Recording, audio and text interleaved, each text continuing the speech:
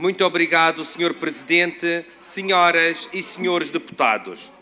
O PCP traz para discussão uma proposta para que este hemiciclo realize um debate anual destinado à abordagem específica das estratégias regionais para o combate à exclusão social e para a erradicação da pobreza.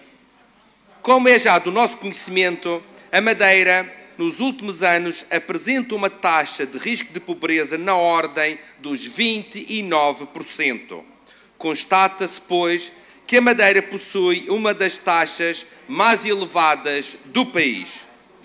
A realidade constrangedora, e não podemos ficar indiferentes a notícias que afirmam que os apoios na Madeira existem para não deixar as pessoas resvalar para a pobreza extrema.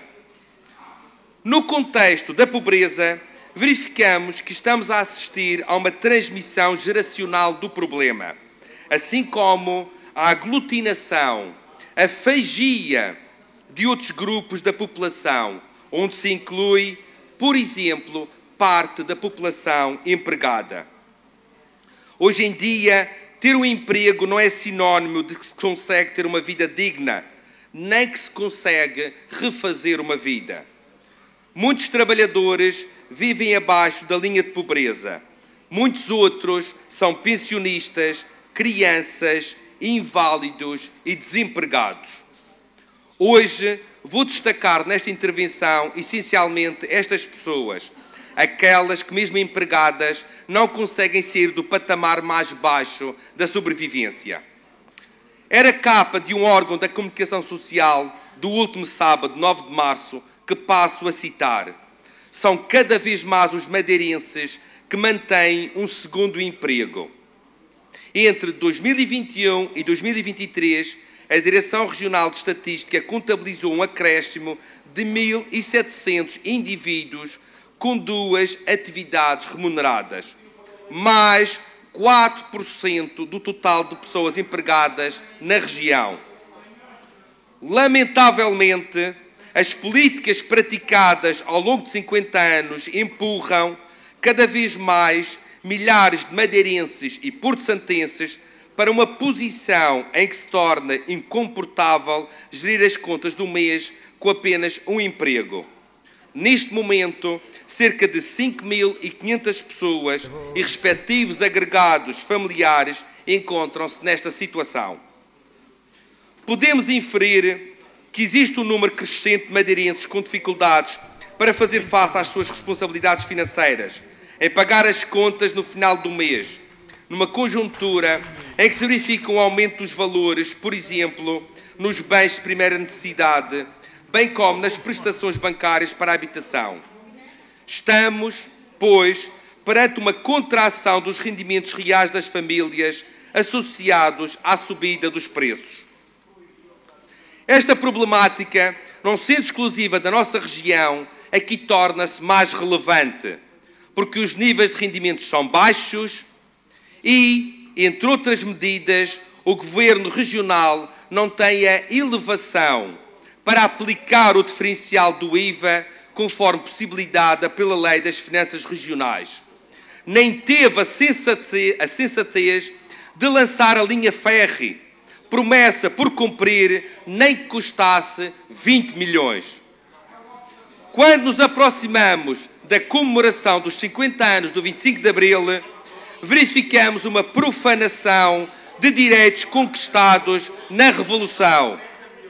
Quando uma pessoa, mesmo trabalhando, se vê privada do acesso a necessidades básicas, como a habitação, a alimentação e a saúde, quando uma pessoa se sente forçada a ficar privada de férias, licenças e de um horário de trabalho semanal condigno, quando uma pessoa se vê obrigada a adiar a constituição de família, adensando o inverno demográfico, estamos perante uma grave diminuição dos direitos de cidadania e de direitos humanos.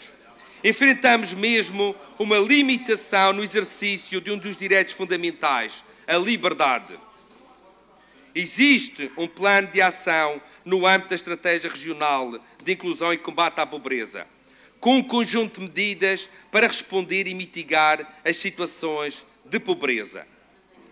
No entanto, não obstante a estratégia regional já referida, para que seja possível aproximarmos-nos de um dos principais objetivos de desenvolvimento sustentável das Nações Unidas, de erradicação da pobreza, será preciso continuar a apostar na convergência de várias políticas, com polidez para saber ouvir, saber acatar e saber inovar, para podermos implementar medidas ousadas.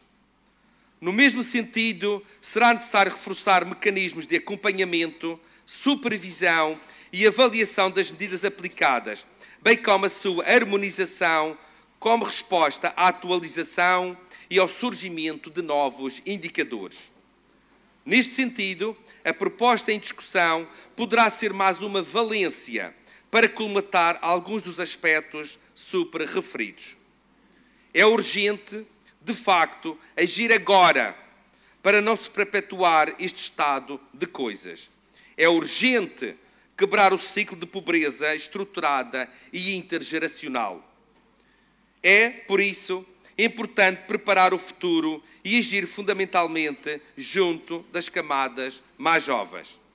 Senhoras e senhores deputados, perante os dados sobre as condições de vida da nossa população, que nos devem preocupar e envergonhar quem nos governa, o JPP assume que uma das suas prioridades se centrará na implementação de um plano de ação para alterar o panorama social atual.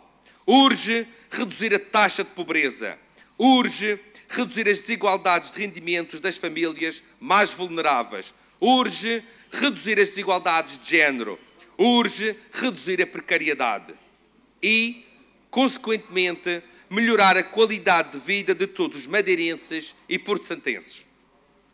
Muito obrigado.